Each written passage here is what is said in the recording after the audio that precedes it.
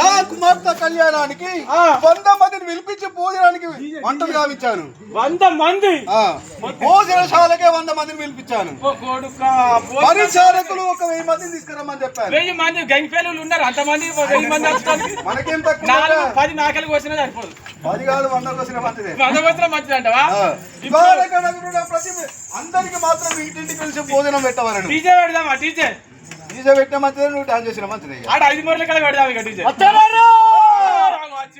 ఏమైందిరా ఇక్కడ? ఏమైంది? ఈ పోలేంది, ఈ కథ ఏంది, ఇది అంతా అంగడి అచ్చా. ఇది ఏంటంటావా? పొద్దుగల ఊరబారులు పోయినా ఇడికెళ్ళి అంటే మన యొక్క రాజ్యంలోకి ఊరబారు పోతాను. ఊరబారులు అని మన ఆకిట్లకెళ్ళి పోతాయి అన్ని. సరే ఇంకో చెప్పదాం. ఇగవా వాడెవర్రా మరి?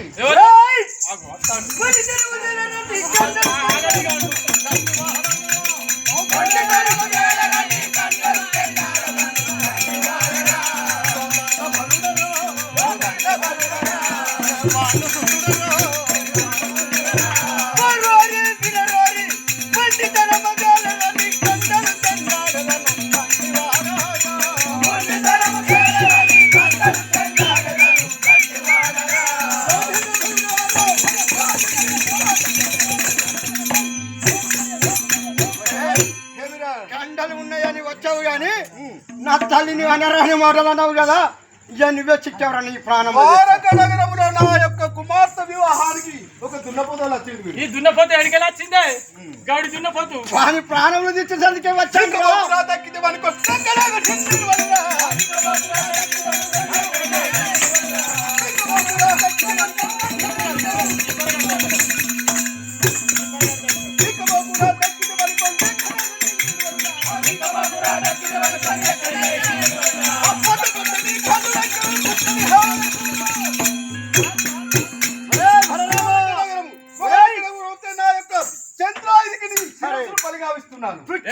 గడ్డిపులతో సోమనము గడ్డిపుల ఏ రీత్యా ఉన్నదో నేను ఉన్నాను అనుకున్నావారా? నేను ఎవరు తెలుసారా? నేను ఎవరు తెలుసా? ఎవరు మీరు? మరి తెలుగు వర్తలు వేనుకో వర్తలు అయిపోయినాయి.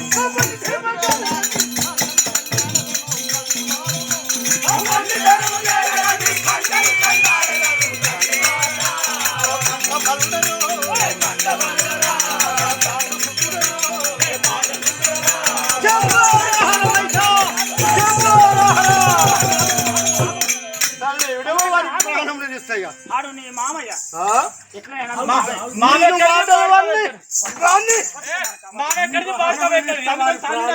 వాని పాపము వాని పండిన రోజు వచ్చింది కాబట్టి వాని ప్రాణములు తీయకము వద్దు నాయన కుమారక వద్దు. వాడు ఎట్లయినా నా అన్నయ్య కదా. సరే వాని ప్రాణములు నీ చేతులు ఎందుకు పోవాలి? సరే మన యొక్క వన శృంగారం ఉన్నది కదా, మన వనవాసం వెళ్ళుచున్నాము.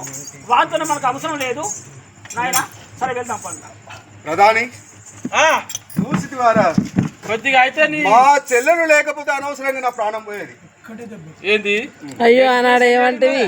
వాడు ఎప్పుడైతే వచ్చి నా ప్రాణం తీసేవాడికి ఉరికి వచ్చి ఉన్నాడు. ఒకటే దెబ్బకు పిట్టే మా చెల్లె ఎప్పటికే దగ్గరికి వచ్చింది. మరి ఒక్క దెబ్బ కొడితే నువ్వు ఎక్కడ ఎగిరి పడుతు పిట్టే ఎగిరినట్టు.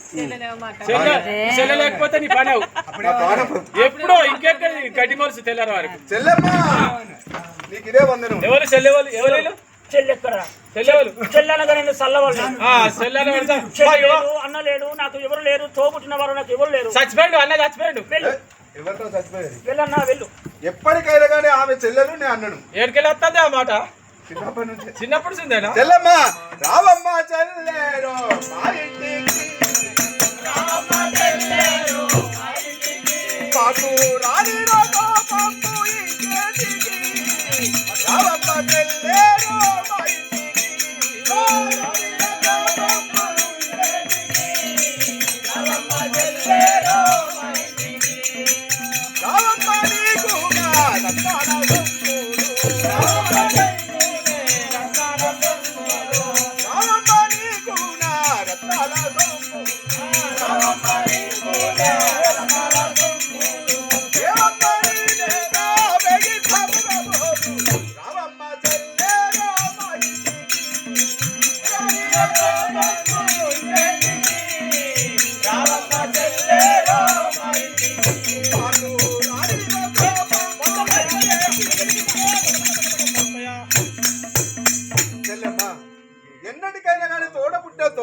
గారు నా మీద కోపం చాలించి మన యొక్క ద్వారకానగరి పుట్టం పోదాం. ఎందుకనగా నా భార్య నిన్ను తీసుకొని రమ్మంటాను.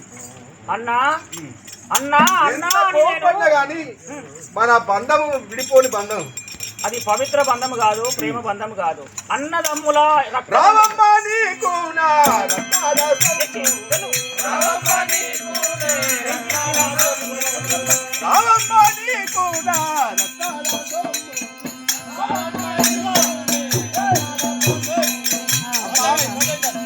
ముమ్మాటికి ఎంత ఎత్తున గాని నువ్వు చెల్లెవే నేను అన్ననే. వీళ్ళందరికీ మాత్రం తెలియదు. అంటే వీళ్ళు ఎవరో తెలియదు, మాకేం తెలియదు, నీకు బాగా తెలుసు. రుణానుబంధ రూపేణం ఆ యొక్క బంధం కలిసి ఉన్నది కాబట్టి ఒక్క తల్లి కడుపున పుట్టి ఉన్నావు. ఇప్పుడు మాత్రం నువ్వు వేరంటే వేరైతావా? అంతేనా? కాదు కాదు. ఓ అన్నా ఏదికి మా జోలి అన్నయ్యారో, ఏదికి మా జోలి అన్నయ్యారో, కొత్త ఊడికి బడి ఉంటి ఏదికి మా జోలి అన్నయ్యారో, కొత్త ఊడికి బడి ఏదికి మా జోలి అన్నయ్యారో, కొత్త ఊడికి బడి ఏదికి మా జోలి అన్నయ్యారో, కొత్త ఊడికి బడి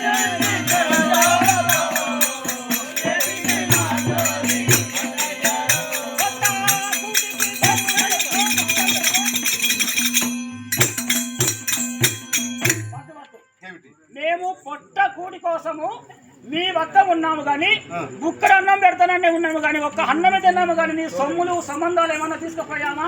ఏమిటి? నీ సొమ్ములు నీ చీరలు అవన్నీ నీకు అప్పచెప్పే మేము వెళ్ళిపోయాము. చెల్లెమ్మ, నీ యొక్క భర్తారుడు అరణ్యవాసమైన తర్వాత నిన్ను ఎంత అల్లారు ముద్దుగా చూసుకున్నాను అది కూడా గుర్తులేదని. రాగి మీసాలు వచ్చినాయట. అంటే అప్పుడు చెల్లెనేమో కొట్టి పంపిస్తావు, ఇప్పుడు అల్లారు ముద్దుగా చూసుకున్నాడు చెప్తావా? చిన్నప్పుడు కళ్యాణం చేసి నుంచి నేను ఎంత అల్లారు ముద్దుగా చూసుకున్నాను నా చెల్లెలకు తెలుసు, నీకేం తెలుసు? అబ్బా నువ్వు సలవాడతాను చెల్లె అనగానే. నేను ఎందుకు సలబడుతున్నాను? నువ్వు వెళ్ళిస్తావురా? నీ అంతపురం నువ్వు వెళ్ళు. మేము పోతాం, ఇక మేము పోతాను. మా ముమ్మారు ఎంత చెప్పిన వింటలేవా? సోదరి నా తప్పు మన్నించుమా. సోదరి నా తప్పు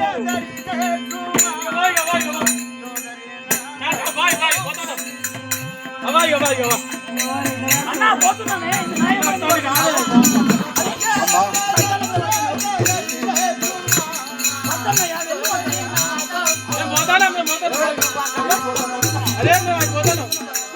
తీసుకుపోతావా?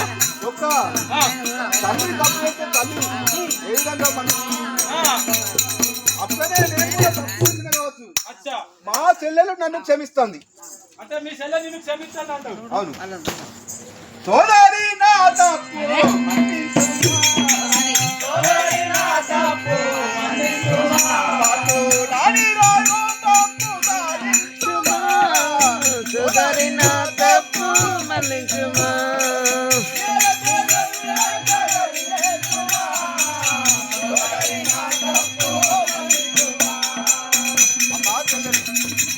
నేను పెద్దవాడునైనా నీ పాదములకు వంగి నమస్కారం చేస్తున్నాను. నీ మనసు కరగదా? బోర్ర బొక్కల వండి కాలు మొక్కు. ప్రధాని అన్నయ్య నీకు బుద్ధి వచ్చిందా? సరే. బుద్ధి అప్పుడు వచ్చిందా? ఆ నారదుడు వచ్చి నాకు కలహం పెట్టాడు రా. నారిగాడు చేసిన కథ అంతా గీడు. అవును, నా హృదయంలో మాత్రం నా కుమార్తెను అభిమానికి ఇవ్వాలని తలంచి ఉన్నాను కాబట్టి అతడు వచ్చి నాకు హితబోధ చేశాడు. అతని మాటలు విని ఇంత మాట వాడవలసి. అప్పుడే చెప్పలే ఎప్పుడు గాని అన్నదమ్ముల తోడ ఒక తోడ పుట్టిన చెల్లె గాని అక్క గాని ఉంటే తిరస్కరించకూడదు. ఆ యొక్క ఆడపిల్లను తన్నకూడదు. అది యొక్క మట్టి పోసింది అనుకో నీ ఇల్లు నీ ఇంట్లో జిల్లేళ్ళు జిరుగులు కొడతాయి. సరే, కాబట్టి నా రాజ్యము సంపద అన్ని పోయినాయి. నా కుమార్తె నీ కుమార్తెనా? నీ కుమార్తె ఎక్కడ ఉన్నదో అడుగు. నీ కుమార్తె నీ ఇంట్లోనే ఉంటది. ఎట్లుంటది? కుమార్తె నా కుమార్తె లేదు, ఇక్కడికి వచ్చి ఉంటది. అది లేచిపోయి